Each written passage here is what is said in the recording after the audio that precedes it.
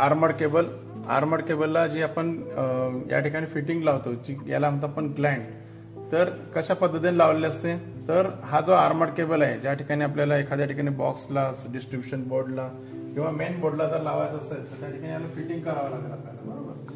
तर ती व्यवस्थित फिट करण्यासाठी याला आपण ग्लँड म्हणतो. ही आहे स्टीलची दिलेली, हा वरचा जो भाग आहे हा भाग आपल्याला त्या बॉक्समध्ये फिक्स बसणार त्या ठिकाणी, आणि हा खालच्या साईडला याला कट करून या ठिकाणी आपल्याला लावता येतो. आता याचे वेगवेगळे जे आहेत बघा, या ठिकाणी जो केबल आहे हा आर्मर्ड केबल आहे, रेड, येलो, ब्ल्यू आणि ब्लॅक. हे तुम्हाला त्या ठिकाणी जिथं मेन सप्लाय घ्यायचं असेल किंवा डिस्ट्रीब्युशन बोर्ड असेल त्या ठिकाणी तुम्हाला त्या ठिकाणी जोडता येतात.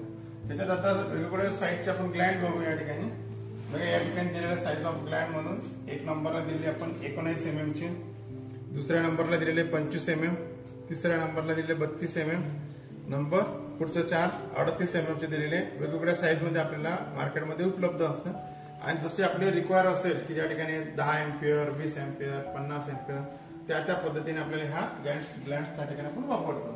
या ठिकाणी बघितले 38 mm, इथं 50 mm, या ठिकाणी 70, इथं 75 mm आणि इथं 85 mm चे. याच्यापेक्षा सुद्धा पण मोठ्या असतात. या ठिकाणी आपल्याला 100 एम्पियरच्या वर किंवा 200 एम्पियरच्या वर जर करंट आपल्याला त्या ठिकाणी घ्यायचं असेल आणि त्या ठिकाणी डिस्ट्रीब्यूट जर करायचं असेल, ह्या जवळजवळ ह्या ज्या आहेत मोठ्या एमएससीबी साठी आपण या ठिकाणी ट्रान्सफॉर्मरला वगैरे आपण वापरतो. ह्या ज्या आहेत ह्या घरगुतीच्यासाठी, जिथं समजा आपल्याला 100 एम्पियर पर्यंत लोड आपल्याला वापरायचं असेल छोट्या मोठ्या उद्योगासाठी, तिथं आपण वापरतो. हे आपल्या घरगुतीच्यासाठी आपण वापरतो. जिथं आपल्याला 10 एम्पियर, 20 एम्पियर असं जो काही आपल्याला लोड जोडायचा असेल आर्मर्ड केबलच्या मार्फत, तर त्या ठिकाणी आपण याला वापरू शकतो. ओके.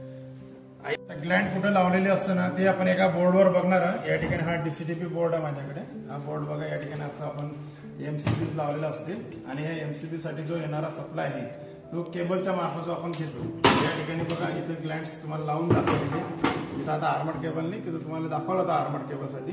अशा पद्धतीने जो आहे या ठिकाणी आपण फिटिंग ही करू शकतो. ओके.